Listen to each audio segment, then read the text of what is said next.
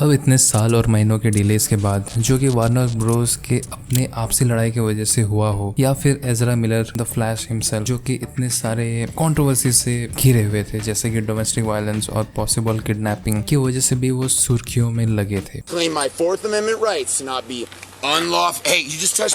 पर flash movie आ चुकी है और मैं ये कह सकता हूँ कि मेरे को इस मूवी को लेकर के थोड़े मिक्स इमोशंस हैं, पर इन जनरल अगर मैं कहूँगा तो डीसी फैंस को ये मूवी निराश नहीं करेगी। ये मूवी ना सिर्फ आपको हंसाने का कोई चांस छोड़ेगी, पर अपने सही टाइम पे उस इमोशनल साइड से भी रूबरू कराएगी। ये स्टोरी बैरी एलन के बारे में है, जिसने अपने पेरेंट्स को खो दिया है, वो भी एक अनएक्सप्लेनेबल ट्रेजेडी की वजह से, जिसके वजह से उसके जो पिताजी थे वो जेल में चले गए अपने माँ के मर्डर के इल्जाम में, और ऐसे सिचुएशन में वो अपने माँ को वापस से जिंदा नहीं कर सकता था अगर वो एक नॉर्मल बंदा रहता। पर वो है द फ्लैश। बैरी को पता चलता है कि वो समय में पीछे जा सकता है और चीजों को फिर से ठीक कर सकता है। ब्रूस के मना करने पर भी वो उसकी बात नहीं मानता और चीजों को वापस से ठीक करता है इन अ स्लाइट वे, जिसके बाद चीजें ठीक तो नहीं होती है पर और आउट ऑफ कंट्रोल हो जाती है और वो दूसरे टाइमलाइन में पहुंच जाता है। इस टाइमलाइन में वो अपने पुराने सेल्फ, मतलब अपने यंगर सेल्फ से मिलता है जो कि 18 ईयर्स का है। पर इस टाइम में और भी चीजें हो रही है, जैसे जॉर्ड का अटैक होने वाला है और ऐसी मुसीबत वाली स्थिति में में चाहिए होते हैं जस्टिस लीग। पर इस टाइमलाइन में जस्टिस लीग का कोई भी मेंबर एग्जिस्ट नहीं करता है। मेंबर तो छोड़ो, जस्टिस लीग का नाम भी नहीं पता किसी को। पर दूसरे बैरी के टाइमलाइन में बैटमैन है जो कि उसकी मदद कर सकता है। तो जब मैं सिनेमैटिक यूनिवर्स के बारे में बात करता हूँ तो मैं उनकी मूवीज से कंटिन्यूएशन एक्सपेक्ट करता हूँ ताकि आगे के बारे में पता चले। पर इनका मेन एक्टर ही इतनी कंट्रोवर्सी से घिरा हुआ है कि तुम मूवी में भी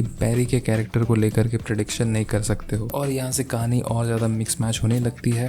ज्यादा सिंपल ही रहती है, पर अब बहुत सारे कैमियोज देखोगे, बहुत चीजें आपको याद दिलवाई जाएगी थ्रू आउट द मूवी। इस मूवी में अपने नॉस्टैल्जिया का घोल है। तुम कह सकते हो कि इस मूवी से तुमको स्पाइडरमैन फार फ्रॉम होम का रिमाइंडर मिला, जो कि हो सकता है तुम्हारे ओपिनियन में सही भी हो, बट एट द एंड इस चीज को पुल ऑफ करना भी बहुत मुश्किल का काम होता है। It started with the flash and it ended with the flash. All lights on him, Michael Keaton as Batman, जिनका इंट्रोडक्शन या फिर बोलूं री इंट्रोडक्शन बहुत ही फनी सा था। वो मुझे ओल्ड तो नहीं लग रहे थे, पर most of the time he was in the suit. Sasha Kailash कारा भी बहुत ही सही लग रही थी सुपरगर्ल के रोल में, पर मैं ये कहूंगा कि उसका फेट सुपरगर्ल के रोल में आगे बढ़ेगा नहीं। सही ढंग से मूवी की शुरुआत हुई with all the action and chaos, और वो अपने थ्रिल को एंड तक मेंटेन करके रख पाया। जब चीजें होती है और तुम उसे रिवर्स करके ठीक कर देते हो तो उसे देख के पॉइंटलेस सा तो लगता है, पर होप करता हूँ अगर फ्लैश का सीक्वल आए तो हमें इसके टाइमलाइन में कुछ सिग्निफिकेंट चेंजेस देखने को मिले। फ्लैश का फ्यूचर अब उसके फैंस या फिर बोलूं मूवी देखने वालों पे डिपेंड करता है कि आखिर बॉक्स ऑफिस में कितना मुनाफा वो ला पाती है। मेरे लिए ये मूवी देखना थोड़ा